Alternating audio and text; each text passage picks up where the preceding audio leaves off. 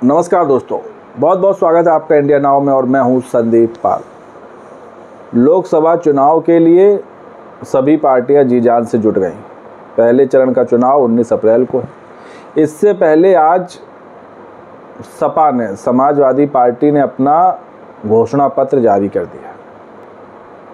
अखिलेश यादव ने अपनी पार्टी का मैनिफेस्टो जारी करते हुए कहा कि आटा और डेटा के अधिकार की बात और शिक्षा का जिक्र भी उनके इस मैनिफेस्टो में है। और उनके इस घोषणा पत्र में मजदूर वर्ग से लेकर हर वर्ग को लुभाने के कई वायदे किए गए हैं। बड़ी बड़ी बातें मैनिफेस्टो में की गई हैं। तो पहले आपको बताते हैं कि जो सपा का मैनिफेस्टो है, इसकी बड़ी बातें आपको बताते हैं कि उन्होंने अपने इस घोषणा पत्र में किन किन वादों का जिक्र किया है। सबसे पहला है मनरेगा के तहत मजदूरी बढ़ाने का वायदा। जो अभी यूपी में मनरेगा के तहत मजदूरी मिलती है वो करीब 400 रुपये से कम है। तो अखिलेश यादव ने कहा है कि अगर उनकी सरकार आई, इंडिया अलायंस की सरकार आई, तो 450 रुपये मनरेगा के तहत मजदूरी मिलेगी। मनरेगा के तहत जो अभी काम करने के दिन हैं वो 150 से ज़्यादा किए जाएंगे। 150 से ज़्यादा दिनों तक काम मिलेगा।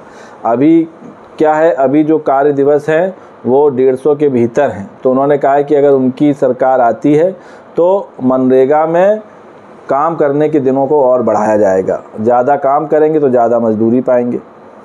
शहरों के लिए उन्होंने रोज़गार गारंटी अधिनियम का वायदा किया है, जिसके तहत युवाओं को रोज़गार मिलेगा। वहीं खाली पड़े सरकारी पदों पर नियुक्ति का वादा किया है कि जो अभी सरकारी नौकरियां खाली पड़ी हैं उनको जल्द से जल्द भरा जाएगा। और जो लैपटॉप जो पहले भी सपा सरकार बांटती रही है, फिर चाहे मुलायम सिंह यादव की सरकार रही हो, जब वो मुख्यमंत्री थे या अखिलेश मुख्यमंत्री थे 2012 में, तब लैपटॉप वितरण होता रहता था।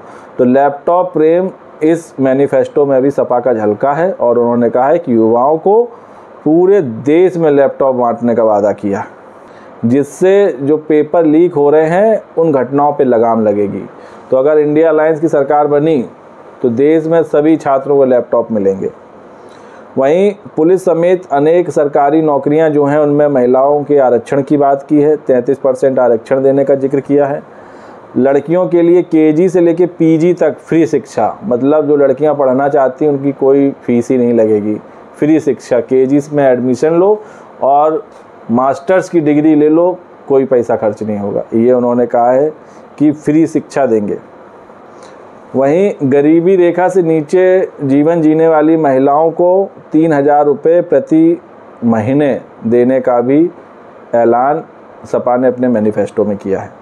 इसके अलावा 2025 तक जातीय गणना कराने का वादा किया। जैसे बिहार में अभी जातीय जनगणना हुई थी, जातीय सर्वे हुआ था, जिसमें पता चल गया था कि राज्य में किस जात की कितनी आबादी है। तो ऐसा ही जाति सर्वे कराने की बात भी उन्होंने कही है 2025 तक। वहीं मुफ्त राशन में गेहूं की जगह वो आटा देंगे। ये नया उन्होंने पेच निकाला है कि जिस तरह अभी मुफ्त राशन मिल रहा है मोदी सरकार में, तो इसमें गेहूं की जगह वो आटा देंगे। पिसाने का झंझट नहीं रहेगा, लेके आओ सीधे बनाओ और खाओ। तो उन्होंने गेहूं की जगह आटे का जिक्र कर दिया है। और आज की डेट में डेटा, जो डेटा है वो खाने से भी ज़्यादा अहम हो गया है। बच्चे हों चाहे बुजुर्ग हों चाहे युवा हों, सब मोबाइल में घुसे हैं, सब डेटा खा रहे हैं। खाना खाना भूल जाएं लेकिन डेटा रिचार्ज कराना नहीं भूलते हैं। सपा ने अपने घोषणा पत्र में राशन कार्ड धारक हर परिवार को 500 रुपये का मोबाइल डेटा मुफ्त देने का वादा किया। 500 रुपये का मोबाइल मुफ्त डेटा भी मिलेगा। जमकर अपना फेसबुक चलाओ, ट्विटर चलाओ, वीडियो कॉलिंग करो, इसकी सुविधा देगी। और सपा का कहना है कि मुफ्त डेटा से डिजिटल संपन्न बनाम डिजिटल विपन्न में डिजिटल डिवाइड का अंतर नहीं रह जाएगा। फिर कोई भेदभाव नहीं रह जाएगा डेटा में भी, कि किसी को ज़्यादा डेटा मिल रहा है, किसी को कम डेटा मिल रहा है। तो ये अहम चीज़ें थीं, ये अहम वादे हैं जो सपा ने अपने मैनिफेस्टो में किए। तो जिसमें शिक्षा से लेकर, मजदूर से लेकर, डिजिटल से लेकर हर चीज़ का ध्यान रखा गया है। सरकारी नौकरी से लेकर आरक्षण तक लेके, गेहूं की जगह आटा देने की बात कही गई है। तो बहुत से लोक लुभावन वादे इस मैनिफेस्टो में किए गए हैं। वहीं 12 अप्रैल से अखिलेश यादव अपना चुनावी प्रचार भी शुरू करने वाले हैं, चुनावी शंखनाद भी करने वाले हैं और 12 अप्रैल से पहले चरण के चुनाव के लिए चुनावी रैली जनसभाएं करेंगे। लेकिन शायद इस मामले में अखिलेश की पार्टी थोड़ा पीछे चल रही है, क्योंकि पहले चरण के चुनाव के लिए चाहे बसपा हो चाहे बीजेपी हो, सब अब तक 3 से 4 या 5 रैलियां कर चुके हैं, लेकिन सपा की अभी तक कोई रैली नहीं हुई।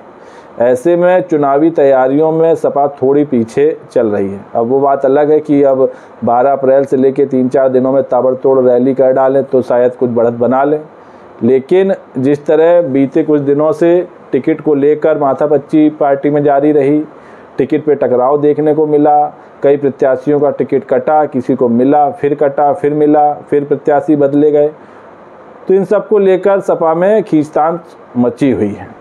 अब तक सपा यूपी में करीब 40 प्रत्याशियों के नाम का ऐलान कर चुकी है और कांग्रेस के साथ मिलकर यूपी में चुनाव लड़ रही है। तो सपा का ये मैनिफेस्टो और सपा की रणनीति लोकसभा चुनाव में कितनी कारगर होगी, ये तो 4 जून की तारीख को पता चलेगा। खैर, यूपी में मुकाबला अखिलेश यादव का बीजेपी के साथ साथ मायावती की बीएसपी से भी है। वो भी बड़ी चुनौती है, क्योंकि उन्होंने इंडिया अलायंस के साथ गठबंधन किया नहीं, उनको मनाने की भरपूर कोशिश की गई, लेकिन मायावती ने कह दिया था कि वो अकेले दम पर चुनाव लड़ रही हैं और वही लड़ रही हैं। तो ये चुनाव सपा के लिए भी बहुत डिसाइडिंग होने वाला है, बीएसपी के लिए भी होने वाला है, और कांग्रेस की खैर बात इसलिए ज़्यादा नहीं करनी चाहिए क्योंकि यूपी में कांग्रेस का वो प्रभुत्व या वो दबदबा कभी रहा ही नहीं जो उसके बारे में ज़्यादा बात की जाए। यूपी में सपा और बसपा यही 2 अपोजिशन बड़ी पार्टियां हैं जिनको लेकर लोगों में रुचि रहती है जानने की कि इनकी पार्टी की रणनीति क्या है। तो सपा इस बार कैसा प्रदर्शन करेगी, क्या बीएसपी से आगे निकलेगी, क्योंकि पिछली बार गठबंधन करके चुनाव लड़ा था 2019 में सपा और बसपा ने, तो 10 सीटें मार ले गई थी बीएसपी, लेकिन इसके बावजूद इस बार मायावती ने सपा के साथ गठबंधन नहीं किया, अकेले दम पे चुनाव लड़ रही हैं। तो क्या हाथी को साइकिल पे छाड़ पाएगी या फिर हाथी फिर साइकिल से आगे निकल जाएगा, तो ये देखने वाली बात होगी। तो दोस्तों, वीडियो पर आपकी क्या राय है कमेंट्स करके बताइए। वीडियो पसंद आया हो तो चैनल को लाइक, शेयर और सब्सक्राइब करना ना भूलिए। तब तक के लिए नमस्कार।